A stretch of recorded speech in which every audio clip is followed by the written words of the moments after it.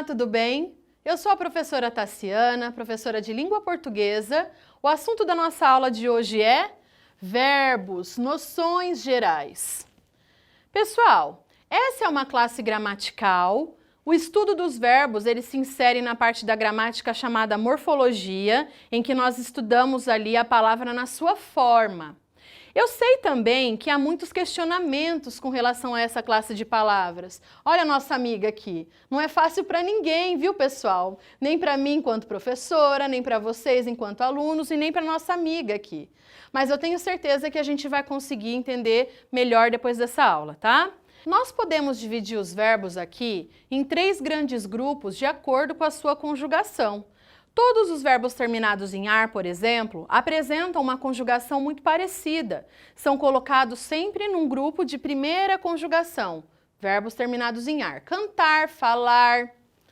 Temos também os verbos da segunda conjugação, que são terminados em er, vender, ler. Os terminados em ir, partir, sorrir, constituem a terceira conjugação.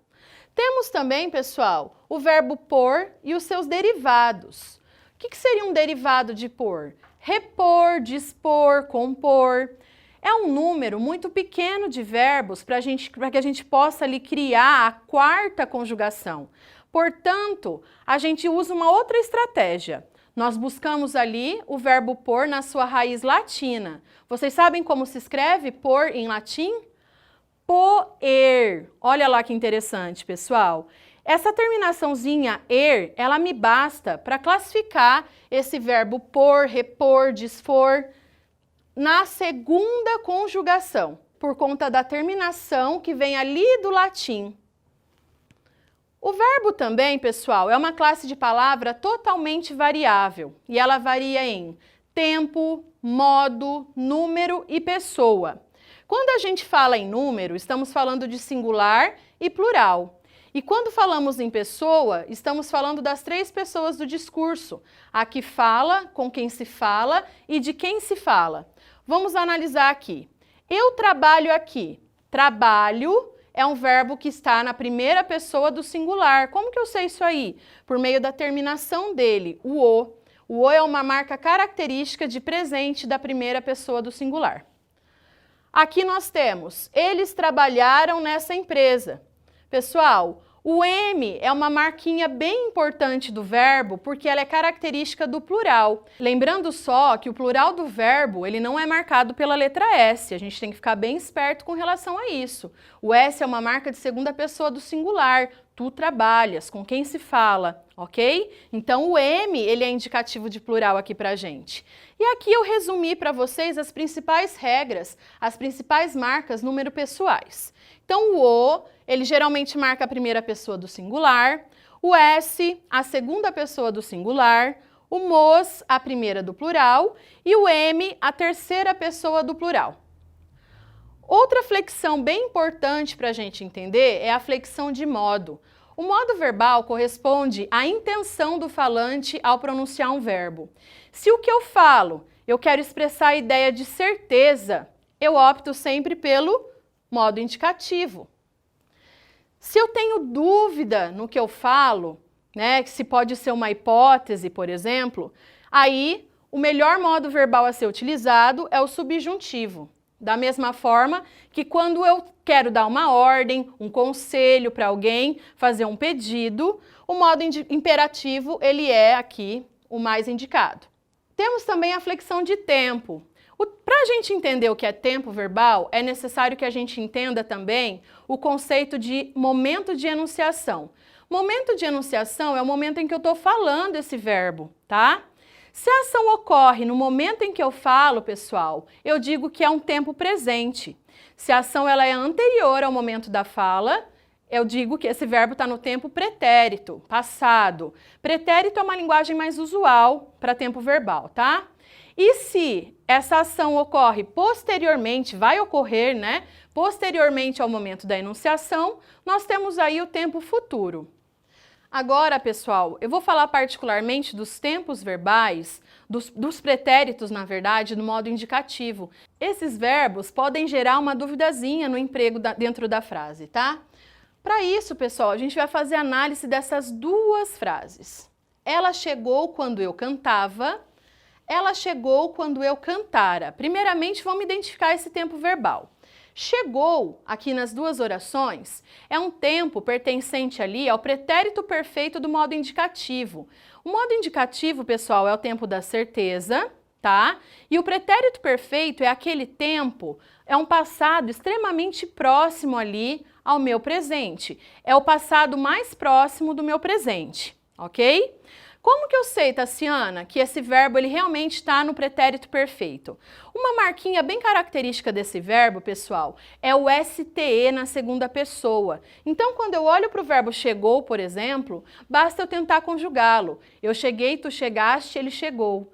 Pronto, a partir desse momento eu tenho certeza que esse verbo ele se encontra aí no pretérito perfeito, lembrando esse tempo mais próximo do meu presente. Olhando para a forma apenas aqui de cantava, eu identifico uma desinência, uma marquinha modo temporal importante, que é a do vá. O vá é um indicativo de que esse verbo ele está no pretérito imperfeito do indicativo. O que significa esse pretérito imperfeito? É uma ação mais distante do meu presente, ela é mais distante que a do pretérito perfeito, porém é uma ação que não tinha acabado, não é inacabada. Então guarda essa palavrinha, inacabada, pretérito imperfeito. Olhando para esse verbo cantara também, eu levo um susto? Não, não levo um susto, não está faltando um acento, pessoal. É muito comum a dúvida, está escrito cantara, está escrito cantará? Pessoal, cantará, nós teríamos um acentinho aqui, seria futuro. Aqui nós temos o pretérito mais que perfeito, cantara. A sílaba tônica é sempre o tá. Ai, professora, mas ninguém fala desse jeito. Concordo plenamente com vocês. A língua evolui, pessoal. E o que a gente fez? A gente colocou esse mais que perfeito ali num cantinho para usar só em contextos extremamente formais e a gente no dia a dia passa a utilizar essa forma composta aqui, que é totalmente equivalente a cantara. Tinha cantado. Bom, então vamos lá, vamos analisar. O momento da enunciação é o momento que eu falo o verbo, agora. Vamos observar aqui, pessoal, essa construção. Ela chegou quando eu cantava. Primeiramente, o momento da enunciação é o momento em que eu falo esse verbo, tá? O chegou vai ser o verbo mais próximo desse momento da enunciação. Então, observem aqui. Eu cantava, ela chegou e eu estou falando a frase agora. Só que esse passado mais distante, o cantava, eu não tinha terminado a minha ação. Eu cantava, eu estava cantando. Eu cantava, ela chegou, estou falando a oração. Momento da enunciação. Da mesma forma, pessoal, eu tenho a frase de baixo aqui. Ela chegou quando eu cantara. Para que haja um melhor entendimento, vamos simplesmente substituir esse cantara por tinha cantado? Então, olha lá. Ela chegou quando eu tinha cantado. Então, vamos imaginar, o momento da enunciação é o agora, eu acabei de falar essa frase. Qual que é a ação mais próxima desse agora, pessoal? Ela chegou. Então, eu tinha cantado, ela chegou e eu estou falando a frase agora. A diferença da frase anterior é que eu já tinha acabado a ação de cantar, ok? E na frase de cima, eu ainda estava praticando a ação de cantar. É um passado inacabado. Então, pessoal, essa relação de proximidade, ela é extremamente importante para que a gente entenda aí o emprego desses tempos verbais que geralmente acabam gerando muita confusão aí no âmbito da escrita e da fala também, tá? Os tempos do modo subjuntivo, pessoal, presente, pretérito imperfeito e futuro. Subjuntivo, aquele modo da dúvida. Então, eu tenho o presente, a marca do subjuntivo é a troca de vogal. Então, se o verbo é cantar, a vogal passa a ser E, que eu cante. Se o verbo terminado em er, a vogal passa a ser A, que eu venda, ok? O pretérito imperfeito do subjuntivo eu coloquei aqui porque ele é uma marca, é um verbo muito característico, que tem uma marca muito evidente, que é a do SSE, da dúvida. Se eu comprasse, se eu tivesse, se eu vendesse.